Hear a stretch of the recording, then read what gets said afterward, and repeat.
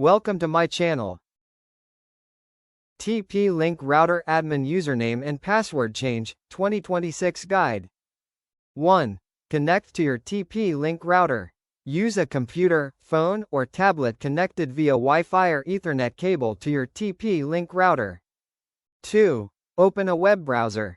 Open any browser and type http://tplinkwifi.net or 192.168.0.1 in the address bar.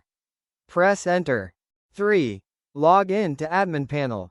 Enter your current username and password. Default is usually admin, and log in.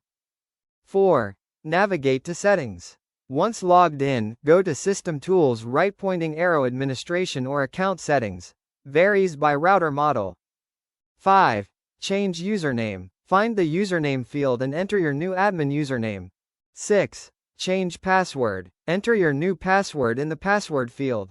Make sure it's strong, at least 8 characters, including letters, numbers, and symbols.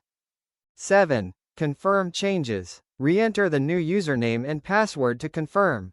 8. Save settings. Click Save or Apply to update the credentials.